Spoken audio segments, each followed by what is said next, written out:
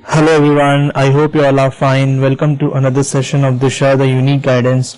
In this session we will discuss three words that are written there on your screen. आप देख सकते हैं इन तीन वर्ड्स को हम कहीं ना कहीं सेम प्रोनाउंस करते हैं, दैट इज आइडल, आइडियल और आइडल. बट इन तीनों के मीनिंग्स अलग अलग है, इनका यूजेज अलग अलग है और सेंटेंस में इनका पार्ट्स ऑफ स्पीच क्या होता है वो भी अलग है. वो कैसे, ये आज हम इस वीडियो में सीखेंगे, समझेंगे और इनके बेसिस पे कुछ क्वेश्चंस अटेम्प्ट करेंगे. So let's start. देखिए हमारा जो पहला वर्ड है दैट इज आइडल और इसकी स्पेलिंग है IDOL और ये एक नाउन होता है. ओके, नाउन अगेन मैं आपको पिछले कई सेशंस में बता चुका हूं, सो आई होप मुझे दोबारा रिपीट करने की जरूरत नहीं है. और इसका जो मीनिंग होता है दैट इज अ स्टैचू. कोई भी जैसे मीनिंग होते कोई मूर्ति होती है या कोई स्टैचू होता है उसको हम इंग्लिश में आइडल बोलते हैं. और एक पब्लिक फिगर जो है जो कि जिसको हम एडमायर करते हैं, लाइक मैं अगर किसी को अपना आइडल मानता हूं तो I take him as an inspiration for me, तो उसको भी हम आइडल ही बोलते हैं. ओके, सेकंड जो हमारा वर्ड होता है दैट इज आइडियल और इसको हम IDEAL होता है और इसको आइडियल प्रोनाउंस करते हैं. और ये एक एडजेक्टिव होता है. एडजेक्टिव्स क्या होते हैं, मैंने आपको कई बार बताया है कि जो किसी भी नाउन को या प्रोनाउन को की एक डिस्क्रिप्शन दे, उसकी क्वालिटीज को डिफाइन करें, those words are adjective. Okay, और इसका जो मीनिंग होता है दैट इज सुटेबल और एडिक्वेट. ओके, कोई भी चीज अगर सुटेबल है, एडिक्वेट है, मतलब एक परफेक्ट चीज है तो उसको हम आइडियल बोलते हैं. हम कहते हैं this is an ideal scenario, तो वो मतलब वहां पे आइडियल का मतलब होता है परफेक्ट. ओके, और इसका एक सेकंड मीनिंग भी होता है आइडिया ऑफ समथिंग परफेक्ट. किसी भी आइडिया कुछ, अगर कोई आइडिया भी है, अगर हमें अच्छा लगता है, किसी आइडिया को अगर हम एग्जीक्यूट करना चाहते हैं तो उसको भी आइडियल बोलते हैं. बट इसका अगर हम बेसिक मीनिंग देखें तो वही है, सुटेबल, एडिक्वेट और परफेक्ट. ओके, जो हमारा तीसरा वर्ड है दैट इज आइडियल और इसकी स्पेलिंग होता है IDLE. अब ये एक नाउन होता है. ओके, और इसका जो मीनिंग होता है that is not doing anything, relatively free. अगर आप कुछ काम नहीं कर रहे हैं तो यू आर आइडल. ओके, अब बहुत से लोगों को ये वाले आइडल और इस वाले आइडल के बीच में कंफ्यूजन रहता है. मैंने देखा है कि इन रिटर्न थिंग्स के उसमें वो लोग इस वाले आइडल की जगह ये वाला आइडल लिख देते हैं और इस वाले आइडल की जगह ये वाला आइडल लिख देते हैं, तो दोनों अलग अलग हैं. ओके, जो हमारा IDLE है उसका मीनिंग है नॉट डूइंग एनीथिंग और रिलेटिवली फ्री. आई होप इन तीनों मीनिंग के बीच का डिफरेंस आपको, तीनों वर्ड्स के बीच का डिफरेंस आपको समझ में आ गया होगा. इनके मीनिंग्स क्या क्या है, उनको यूज कैसे करना है, ये हम नेक्स्ट स्लाइड में पढ़ेंगे. बट अगर आपको दोबारा मीनिंग समझना है तो एक बार इस स्लाइड को आप दोबारा देखिएगा, इस पार्ट को दोबारा मल्टीपल टाइम्स आप प्ले कीजिएगा. Okay, let's do some questions based on these words. He is dash candidate for this post. अब देखिए ये जो कैंडिडेट है, अब हम उसी तरीके से सेंटेंसेस को करेंगे जैसे प्रीवियस वीडियोस में करते आए हैं. देखिए जो कैंडिडेट है ना, ये एक नाउन होता है. नाउन क्या होता है, वो एक डायरेक्ट ऑब्जेक्ट बन जाता है अगर किसी वर्ब के बाद लिखा जाए. ठीक है, बट हम यहाँ पे देख सकते हैं कि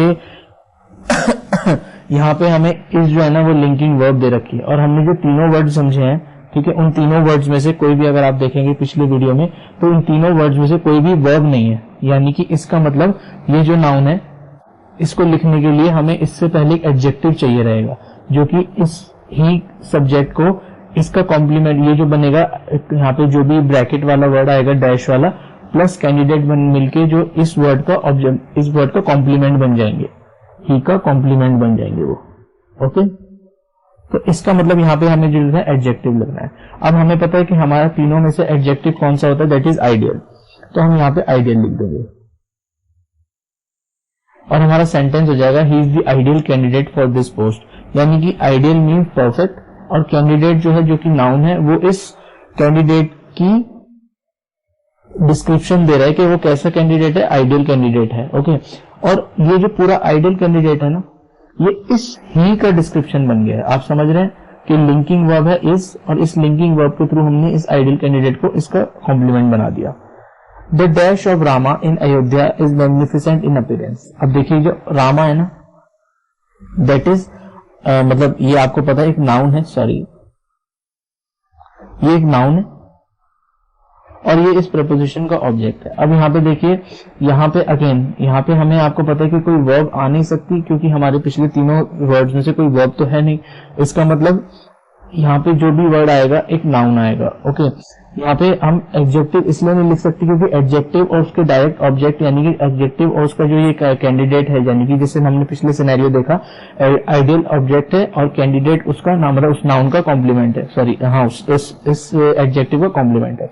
बट अगर आप ध्यान से देखें तो हमने इसके बीच में कुछ वर्ड नहीं लिखा, तो हमेशा याद रखिएगा कि एडजेक्टिव और जिसको वो कॉम्प्लीमेंट करते हैं, यानी कि कोई नाउन या प्रोनाउन, उसके बीच में हम कभी कोई प्रपोजिशन नहीं लिखते, प्रपोजिशन नहीं लिखते, इसके बीच में हम कभी भी प्रपोजिशन नहीं लिखते। डायरेक्ट हम पहले एडजेक्टिव लिखते हैं और उसके बाद उसका जो भी हम, जिसको भी हम कॉम्प्लीमेंट कर रहे हैं वो लिखते हैं। तो इसका मतलब यहाँ पे जो भी वर्ड आएगा वो आइडियल, मतलब नाउन तो नहीं हो सकता, सॉरी एडजेक्टिव तो नहीं हो सकता। अब यहाँ पे कोई नाउन आएगा। अब आप इस सेंटेंस में देखिए कि अगर हम क्या वो आइडियली वाला आइडियल लिख सकते हैं जिसका मीनिंग होता है नॉट डूइंग एनीथिंग, तो उस सेंटेंस का कोई मीनिंग नहीं बनेगा। The ideal of Rama in Ayodhya is magnificent in appearance. तो इसका मतलब यहाँ पे जो भी आएगा ना उसका जो हमें डिस्क्रिप्शन देना है, दैट इज यहाँ पे हमें आइडियल लिखेंगे और यहाँ पे मतलब बन जाएगा द स्टैच्यू ऑफ रामा।